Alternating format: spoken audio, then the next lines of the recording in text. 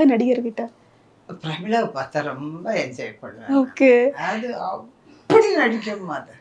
அது ஏன் தான் ஃபீல்டில் விட்டு போயிடுச்சோ தெரியல. பிரமிளான்னா எனக்கு ரொம்ப பிடிக்கும். அப்படி நடிக்கும்.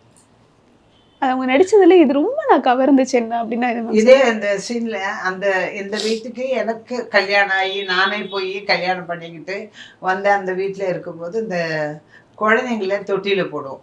அப்போ எனக்கு ஆமாம் ட்வின்ஸ் பிறந்துடும் எனக்கு. அவருக்கு கால் இல்லை, சமையல்காரனாக இருந்தால் கூட கால் இல்லை, twins பிறப்போம்.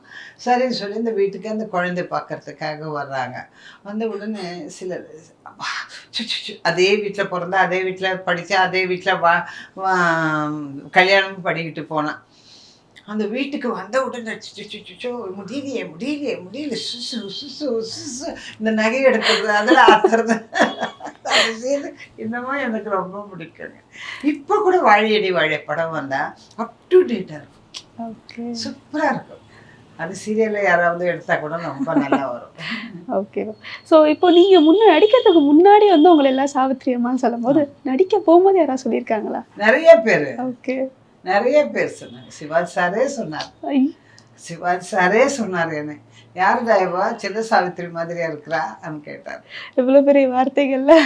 So Sivaji sir, MGR sir அவர் கூட நடித்தேன். அந்த நான் வந்து தெலுங்கில் சரித்திர நாயகன் சொல்லிட்டு அது ரீமேக் தெலுங்கில் வந்து என்ன தெரியல, அதை சரித்திர நாயகன் மாற்றிட்டு சிவாஜி சாரோட நடிக்கிற வாய்ப்பு எனக்கு கிடைச்சிது.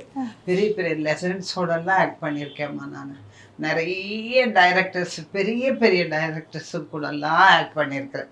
பெரிய நடிகருங்க கூடலாம், பெரிய ஜாம்பவானம் கூடலாம் நடிச்சிருக்கேன் நான். அந்த ஒரு திருப்தி எனக்கு சந்தோஷமாக இருக்கு. இப்போ நீ கேட்டீங்க, சிவாஜி சாரோட ஒரு சீனில் அந்த சரித்திர நாயகன் நடிக்கிறேன். அதாவது நான் வந்து அந்த வீட்டில் வேலைக்காரியாக இருந்து சில காரணங்களால் அந்த குழந்தைங்கள சிவாஜி சாருடைய குழந்தைங்களையும் பொண்டாட்டியெல்லாம் கொல்லணும்னு சொல்லிட்டு ஒரு தீர்மானத்துக்கு வந்து அவருடைய ஃப்ரெண்ட்ஸுங்க பிஸ்னஸ் விஷயமா கொள்றதுக்கு வரும்போது அந்த ஒரே ஒரு குழந்தைய மட்டும் நான் எடுத்துகிட்டு வந்து காப்பாற்றிடுவேன். இதெல்லாம் ஒரு ஃபேமிலியே போயிடுச்சு.